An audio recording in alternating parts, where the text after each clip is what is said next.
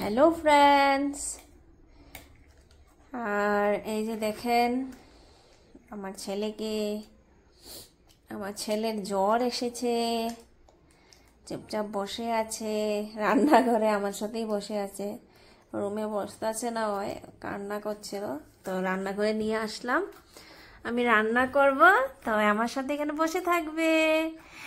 আমার বাবাটার জ্বর হয়েছে, রাত্রে অনেক কান্না করছিল, ঘুমাচ্ছিল না, আর হাতটা যে ভাঙছিল না, এখন তো ঠিক হয়েছে, কিন্তু ওই যে রাত্রে হলে কান্না করে, হাতে ব্যথা। আমাকে বলবে একবার হাত টিপে দাও, পাপাকে বলবে। কি বাবা, ওষুধ খেয়েছ? বলছে ওষুধ খেয়েছি।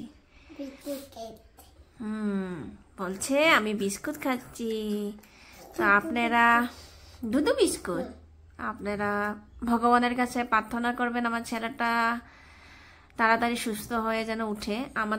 আমাদের এখানে ওয়েদারটা অনেক খারাপ, মানে তামিলনাড়ুর বৃষ্টি, এই মানে রোদ দেয়, এই বৃষ্টি, এর মাঝে গরম, মানে কি বলবো। মাঝখানে তো চেন্নাইতে তো অবস্থা ভীষণ খারাপ ছিল, একদম ফ্লাড হয়ে গেছিল, কিন্তু আমরা যে জায়গাটায় আছি আমাদের এখানে হয়নি।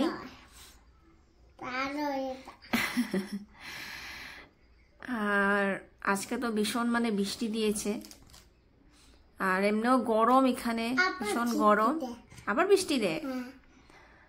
আর এদিকে মেয়ের জন্য টেনশন, মেয়েও এক্সাম দিতে গেছে, আজকে থেকে এক্সাম স্টার্ট হয়েছে ওদের। তো মেয়ে স্কুলে গিয়েছে। তো মেয়ে ঘরে থাকলে ওরা ভাই বোন মিলে অনেক দুষ্টু করে, ওই একা থাকলে, হ্যাঁ খাও, একা থাকলে চুপচাপ থাকে। আজকে তো শরীরটাও ভালো না ওর। ঝাল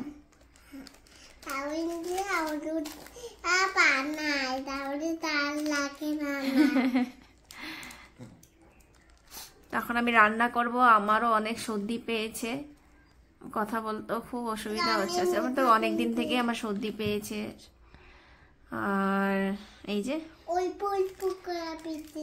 আজকে যখন কান্না করে, দিদি লাগে, পাপা লাগে, এই বলতে থাকে। হয় সকালে আজকে কিন্তু অন্য সময় কান্না করে না মেয়ে স্কুলে গেলে, কিন্তু আজকে অনেক কান্না করতেছিল, আর দিদিকে স্কুল যেতে দেবে না, ব্যাগ ধরে রেখেছিল, খুব কান্না করছিল।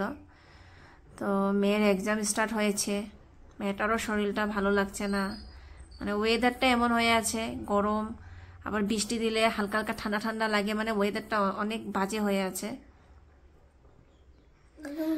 আর আপনাদের এখানে তো অনেক ঠান্ডা, আর আমাদের এখানে তো 12 মাস গরম থাকে, কি বলবো। এই যে ওকে এখানে পায়ের মধ্যে মোজা পরিয়ে রেখেছি।